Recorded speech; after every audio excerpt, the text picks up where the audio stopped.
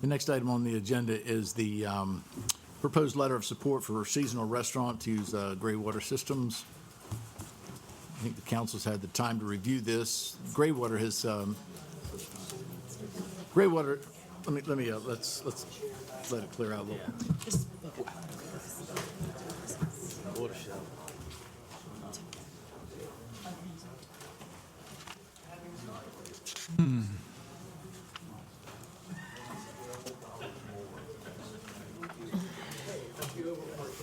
I'm not quite sure what perspective you're looking for.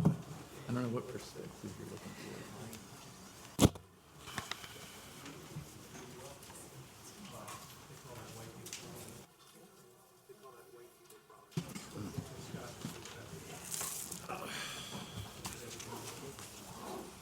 So the next item we have on the agenda is reference to a proposed letter of support for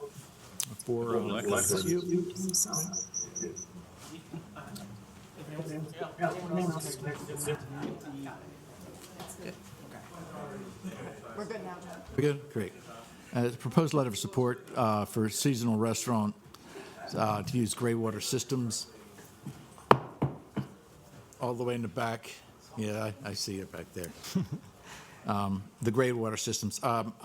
We have sent a letter of support. I don't think it was last year. It was last year we sent a letter of support the same way. Does anybody have any questions in reference to this? Yes, Josh. I guess I just want to get clarity is what health department rules need to change. And I guess I'm not really certain as to. So we were hoping that the new health department person would be on the agenda, but it was a very packed agenda. So when that person comes forward, actually, no health department things need to change. It just needs to be an extended deal from what was already done.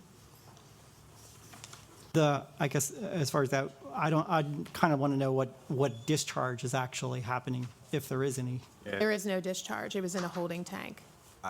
So it's being taken away. So it's just hand washing. It's just hand washing. There's no like septic or sewage or anything like that. It's literally hand washing station in a holding tank above ground, and it is being taken away.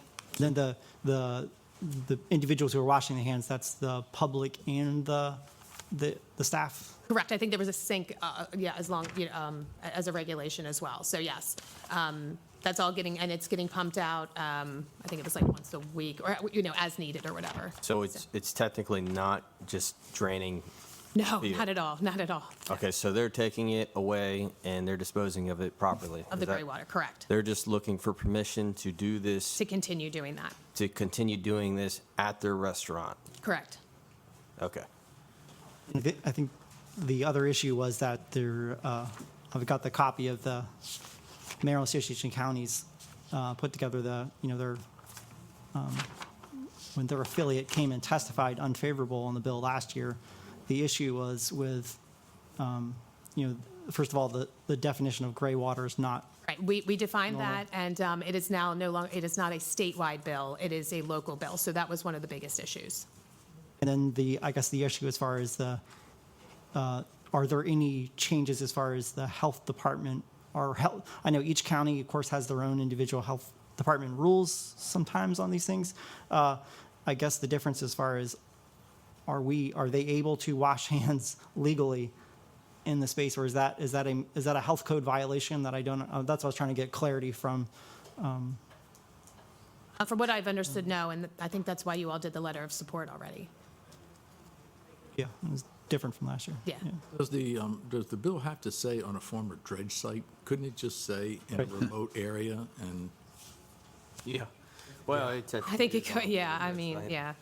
Well, the bill was different last year in the sense that we actually had. Yeah, well, it was just because of the local part of it. Yeah, and I don't think they were trying to specify then that this is very separate, this is very different from a normal situation. Correct. It could be, I think we had talked last year about even having them, there was a concern about the discharge for anything that would have gone out, that it wasn't being collected, that they could then, we had actually talked to them about changing the language about, there's an EPA designation for soaps and other kind of things that are biodegradable, that are natural, that are non-harmful. This looks like they've changed that from the difference of this year's bill to then just saying it's holding tank, which makes. So I guess what I would ask is, in section C, I don't want to Sure. I don't want to rock any boats, but would it be more relevant to say the restaurant is located in a remote area with minimal public access? Because we could be leaving out some seasonal restaurants. Believe me, there are not too many on our dredge site. Right, Right. right. Think that's workable? I think, yeah. Awesome. Yeah, we can make an amendment. Mhm. Okay. That's a All good right. Just idea. I don't want to blow anything up. I just want to make sure. Yeah, absolutely. Yeah, Any other- I don't think there's any other dredge sites in. The only other Mako concern, which they brought up, I've got the letter here, was that the holding tanks and cisterns for potable water often leads to significant risk of waterborne illness. And so that was the main concern, was with the health department. So I don't know how they address it, if they feel like we have the authority to do so. But I know that was a sticking point. And I know nothing about health department policy, so, I was going to say Tom Nora was here. I had it, but that's okay. but yeah. Must have so been more that- concerned about the liquor, I guess. Yeah. So I don't know if that's an issue or anything like that, but the typical health department rules and regulations that go along with it, that was the concern. That's why it was. I'm surprised they would be criticizing the holding tank process because that's what they endorse. I think the difference is the holding tank. So whether there's water in a tank that is pumped out to wash your hands and then pumped into a holding tank to never be discharged. So here the difference is if it's in a holding tank and you're washing your hands with, say if you have, if you've got a tank in the back of your house and you want to use that to wash your hands, that tank sits there with water. It is not getting, it's not being regularly cleaned. It's in a tank. It's not like it's coming from a municipal wastewater or a municipal treatment plant, or it's from a septic. It's in a holding You mean a tank well. itself. So I think that was the concern. Now I don't know anything about the issue here, but according to this, that's where they were. And I think that's where the sticking point was. With how do you know that there's not going to be an issue with the tank? Did it for years at the ball stadium. I'll go there next summer and I'll check it out. This summer. This summer. This summer. Are we okay? Are we okay with the In the letter? tank. Yeah, Okay. We're okay with the letter? yeah. Yeah, yeah. John, I got That's a good point, though. Good point. quick question. I understand the fix to this problem is almost $250,000. Is that correct? I'll be honest with you. I don't want to attest to their finances. I'm not really sure. That's, Yeah, it may be. It may be. yeah, it's pretty expensive. Okay, I think we have a letter prepared, correct? Mrs. Hurley?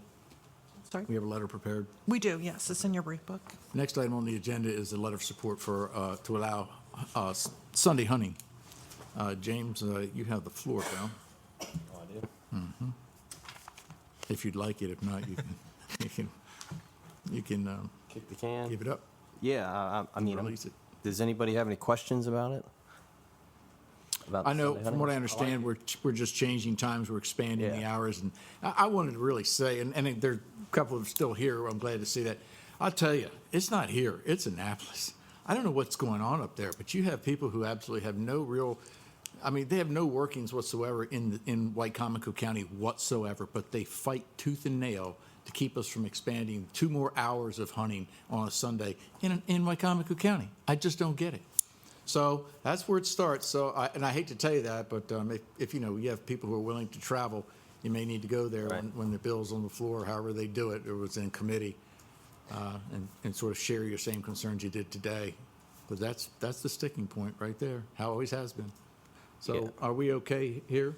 Yeah. Everyone's good? Yes, Josh? Also, I think I did hear back. I heard back from the Tri-County Bird Club. There's been multiple folks who've reached out who said they didn't get anyone to give them a heads up, and they're a little PO'd about that. Yeah, we kind of rushed it, we know. But obviously the difference is, I don't know if we should in this situation go to from County Recs and Park to get their opinion, but the Bird Club, the Bike Club, all of the individuals who, you name the group.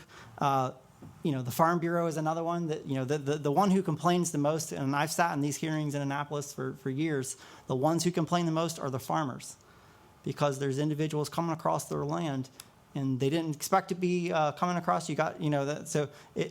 That has always historically been the challenge. So to be able to get it's important, I think, regardless and I'm happy to move forward as, but to be clear, usually when you go in a situation like this, you say whether this is public or private, whether this is bow or, muzzleloader or turkey or deer, you name the classification of hunting, you go through it and say, this is what we want.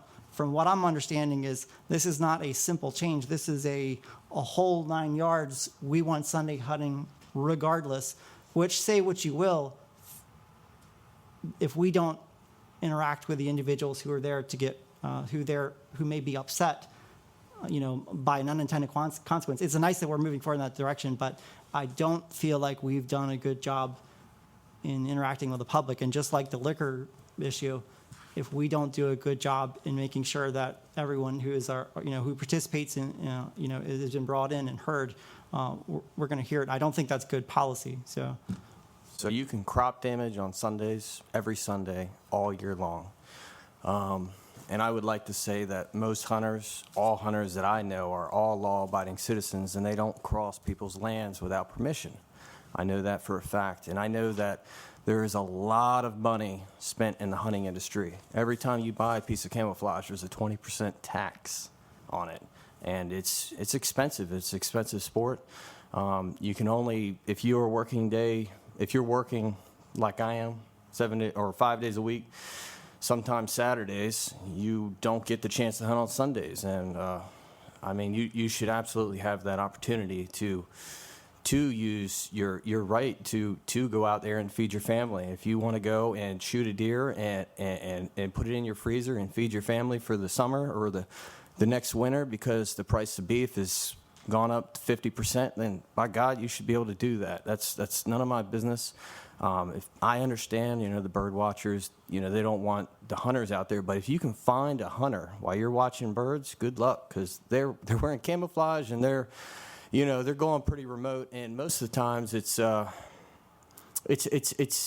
private land, most of the time. But they do want the ability to hunt on public land. And I've been on public land many, many, many times on Sundays scouting, and I have never seen a bird watcher out there, and I know lots of other people that go out on Sundays, and it's a time where you can go in the woods and not have to worry about getting shot at because legally nobody can hunt, but we don't see a whole lot of action out in the woods. So this is a missed opportunity, I think, for a lot of avid outdoorsmen like myself, and I didn't put this bill forward for myself full-heartedly. I've had people come up to me and say, hey, look, you're a council member now, you like to do this and we love it, and can you go ahead and try and do something about this? So I talked to a few people, we made some phone calls, and I just don't see this has been long overdue. It's been since the 1700s, I think. It's been a long time, and the only people that I've ever heard complain about it ride horses, and a lot of people that ride horses around here also shoot guns. So they like their ability to experience the outdoors. But anyway, we will get the letter. Yeah, I just want to point out, though, the draft letter for this particular topic as well as the gray water systems, the letter just says House Bill number XX. That will be filled in, and then if there's a Senate bill, we would also send the letter to the Senate committee as well. Okay? Mr. President. So I agree with both councilmen. I think it's important to always keep the public aware of what's going on. But I think hunting on Sundays is important because you only get Saturdays right now in a 7-day work week. Most people work Monday through Friday. If Saturday's a washout, at least they'll have Sunday to hunt. I like the bill. I like the letter. Looking forward to it. Let's move forward if we could. We have an affirmative on that. Next item on the agenda is the capital improvement program for 2024. First item is Public Works. Mr. Whitelock, I know, is not here. We have Heather. We have Heather Langford Langford. virtually. Oh, okay. Heather, thanks for sticking it out. I appreciate you guys accommodating for me tonight. I don't know how many questions we are going to have for you tonight, but we do appreciate you being here. Do we have any questions for council in reference to the CIP, the roads? Okay. That will be that part. Second item on the agenda is, sorry, I'm going to go back to where I was here. I have a question. Go ahead, Joe. Compared to previous CIPs, I see a lot of this is pay-go. Is it usually that much pay-go, or is it more, or is it less this year than? So as I have stated, sitting in this chair for the last couple of years, we have been looking at that 2024 was kind of our last year of higher level of funding from debt, and that we were upping the amount of pay-go that we would do. 2025, my current estimation for 2025, if you look at the overall use of debt for 2025, it's really tiny because we do not have a lot of debt dropping off our rolls. So again, when we started this conversation back with the public safety building, I have been stating all along that this has been coming, and that the other reason we're looking at the high level of fund balance is that I don't expect interest rates to go down between now and when we go out for debt service in the fall. And we do have a healthy fund balance. We don't want to erode it significantly because the market likes us having that healthy fund balance, and they've stated that in our last couple of years of when we went to market. But utilizing some of that fund balance to avoid paying interest costs looks like one of the most financially prudent things that we can do as a county at the moment for our needs that we have. So without sitting here with a calculator and about how much pay-go, or how much of our fund balance are we going to use in this capital improvement? I honestly, if you don't have it right now, it's fine. It is going to be a balancing act between where we estimate. I haven't yet received constant yield from the state. I haven't yet received our February income tax payment. That'll come on the 28th. Those are our two biggest indications as to what our revenues are going to be for '24. So that's kind of the starting point for our budget process.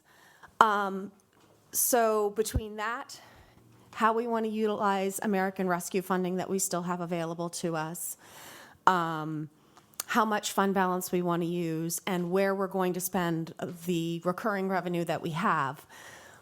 I can't answer that That's question fine. completely. I just know that earlier this evening, we've had a lot of conversation about fund balance and reserve funds. So, that's why I was. Yeah, the last several years, we have been able to utilize more pay-go than we have utilized in fund balance in our budget. So the amount that we have budgeted for pay-go is higher than the amount that we have budgeted to use in fund balance. It's kind of I need to be in March, April timeframe to give you a better answer. That's fine. Thank you. Okay. Yes, Josh. Just to remind me again, Dan, let me clarify. Are we still in the discussion with Public Works, or is it CIP as a whole? Because if we're done with Public Works, then there's. Well, I have a question on Public Works, if you Okay. don't mind. Does anybody? Yes, Josh. I'm sorry. it's Public Works-ish. Okay, go ahead. I guess I don't really know where our sewer and water expansion, where that's going, and where are we putting that within the CIP? And is that going under Public Works, or is that going elsewhere? And do we have that in there currently? We do not currently have that in there. That is going to end up being a separate department. As to the structure, I can't answer that at this moment. So we have to get the sanitary district first. So that's the infancy step. And then I think, have you guys been I know President knows, but you'll be presented with a white paper. So I'm assuming you'll get to see that. Anyway, long story short, that's step one. So Are we committing as a county capital towards it, or are we just thinking we'll we'll open up the department and then try to get grants and just go from there? It's I kind think of, it'll be both. I think it's going to end up being both. we'll have to. It's going to have to be able to accomplish this.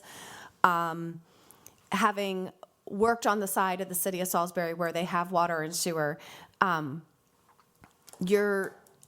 state isn't going to give you 100% funding. The state didn't give them 100% funding when they had to rebuild the sewer system a second time after it was upgraded. So there are low interest loans, but the county will have to have some skin in the game. But until we have a set project, and please correct me if I'm wrong, but until we have a set project that this is what we want to start to build, a lot of this is theoretical.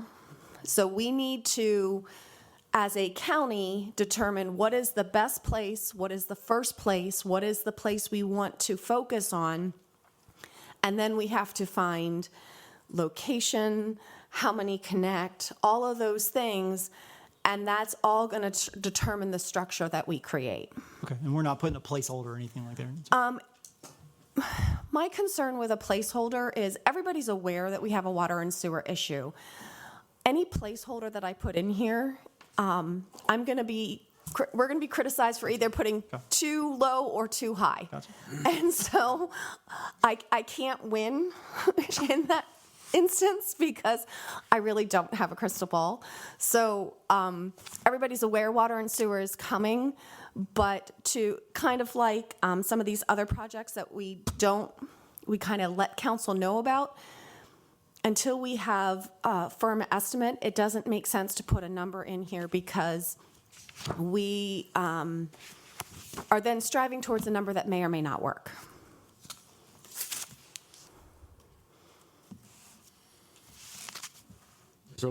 Yeah, so I think Barron Creek Road is a good example of one of your placeholders because there's no funding in the Correct. actual CIP for that project. Well, and again, as I've stated in the past, the CIP does not typically show projects that have been previously funded and we aren't intending to fund again. Barron Creek still has that question mark as to whether or not we're intending to fund again. So I have left that on as a placeholder. If you look at Barron Creek, you will notice that in the prior appropriation, there's $850,000 in that. There's no additional appropriation in there because at this point in time, a determination as to what path we're heading down is not been finalized. So I did look up today, of that $850,000, there's $597,000 remaining available to spend on a Barron Creek project, whatever that project ends up being. But right now, I've left it on there to remind people that we know about it, but a determination hasn't been made as to which path we're doing. We're working with the state and federal level for that. Yeah, for the grant funding. Yeah, Correct. Yeah. So my other question is, a few years ago, we had a lot of large rain events, and there was a lot of stormwater issues, and there's a couple of projects on here: the Kaywood Drive storm drain, Kensington Woods drainage. Can you give us an update on those projects? So please correct me if I'm wrong, Heather. Since I'm here, I figure I'll start, but you are welcome to jump in over me. The Kensington Wood drainage is actually in the CIP for fiscal 2024, so it is intended to be funded in this next fiscal year. Kaywood Drive, it is one that my understanding is that it is to benefit one or two houses in that neighborhood. It is not a whole host issue across the neighborhood. Am I correct in that statement, Heather? Correct. So at this moment, the utilization of funds has been left on here, but it is not the highest priority. The Kensington Woods drainage will impact more people and more property, and so that one has been prioritized in the funding stream. Does that Kensington Woods drainage one impact the Upper Ferry Road residents? I think that was one of the main concerns council received regarding drainage, the flooding issues. No. No. No, not that I'm aware of, no. Keep in mind, too, I mean, there couldn't be a better time right now to try to take advantage of what this federal government's throwing down here. So, I mean, Barron Creek, And again, as kind of like, has been, it's been something that these people have really been asking for years. And if there's there couldn't be a better opportunity than right now to try to take advantage of that. so as, as we demonstrated earlier this evening, if the federal government wants to plop money in our lap, we will gladly come to council and ask for CIP amendments, capital budget amendments, and, utilize those funds as we view appropriate and as they have been designated for. So again, if a grant comes available for those projects, we would definitely bring that to council.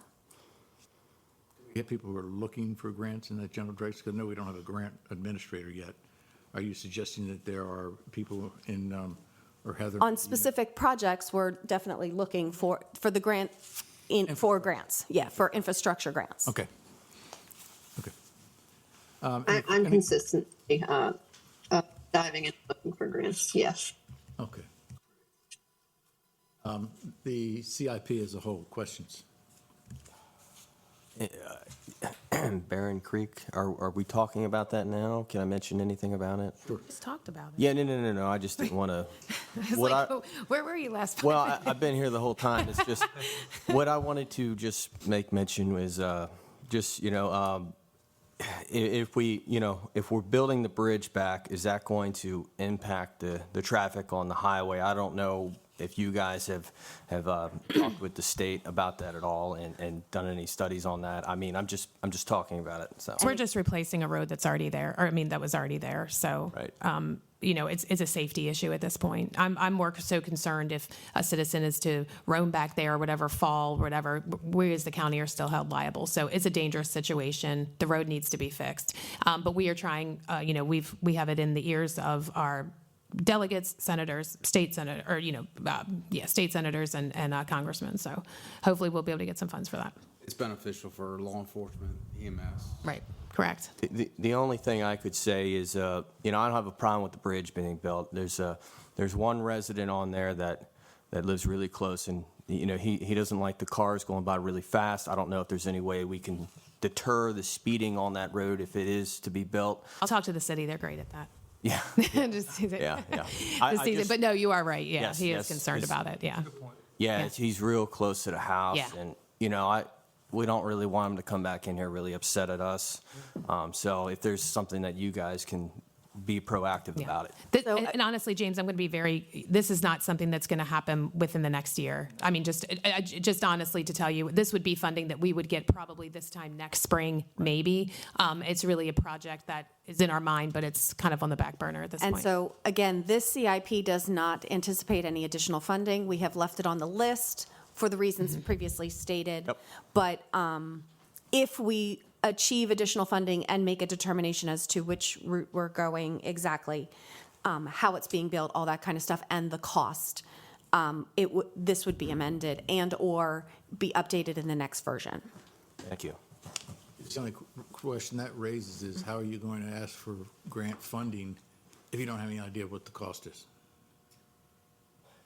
So, well, actually, go ahead. No, it's a big issue because we've talked about Westside Collector as well. I mean, the prices for both of those, Barron Creek and Westside Collector, are very much before the inflation took hold in the last year. So what we could possibly do is, someone from finance could give a projection of, but I don't know that we can go out and sort of get bids at this point, especially Barron Creek, because we do want to have public input on that. So, I mean, it definitely is an issue that we would need to tackle before we said we want this dollar amount. Yeah, because the other problem with, per our purchasing rules, it doesn't, if we go out to bid, we're kind of stating that we have the funding available to us, and we don't have the funding available to us. So I don't know whether that 800 and some thousand, you want to begin to put that towards architectural and engineering. So that's how the number has gone down from 800 to the 5 number that I said, and now I have promptly forgot. 597 remaining. There are architectural drawings. The issue is that the bids that we previously got are significantly outdated. And so now the question becomes, and the other question, and I can't answer that, maybe Heather can or Bunky, is has there been regulation changes by the state that would make those architectural drawings out of date and have to be updated? I can't answer that question. That was my next question, whether DNR, you know, have we met their regulations? Do we know what they want? You know, I mean, that was a hang-up before, you know, whether the Right. fish could get through or get up the ladder, or that they were going to put in tiles, or they're going to build a bridge, you know. So again, it's a non-funded project listed on here for informational purposes. Any other questions in reference to these? Yes. I can just say that recently we did do the bridge studies. That was one that was looked at thoroughly just because we knew it was a hot topic. I know the fish question has come up quite a bit, and we've been looking into that, into the heights as well. So possibly even doing just a minor feasibility and going back and just reviewing what has formerly been proposed may just be something very in the very near future that would be able to fall within that funding to allow us to see what the actual numbers would be. Right, great. Any questions for the CIP in general, Ms. Hurley? Yeah. So I just need to know if council wants to meet with any other departments, or if you're ready to move forward with considering this at the next meeting. As a reminder, we are supposed to adopt it by the third Tuesday in February. If we don't do that, we have to extend the date of adoption. Fine. Yeah, I think we're good. Right? We're good. Remember Josh? He's cool. We're good, Ms. Hurley. So when we come, we will be asking for a slight amendment because I added wrong. So there's an addition mistake in there. I make mistakes. I admit that. I have admitted that lots of times. So I just want you to be aware when we come, we're going to be at what you have been provided has basically typos in it and needs to be amended when you adopt it. If you can just provide. 3 places. Pardon me? Move a decimal point 3 places. Yes, I think I'm going to add about 7 zeros to this. So, no. Again, I apologize. Yes, as soon as she has it, Ms. Hurley, we'll send it over to you. Yeah, those changes. Ms. Langford, thank you for being here, and thank you for your patience. Thank you. Very much. So, we're done, right? Anything else you want to add? No, oh, yeah. Record. No, We're good? that, yeah. Okay. All move right, on. that concludes the open legislative session. We'll now go into closed session. Thank you all very much. Thanks for coming.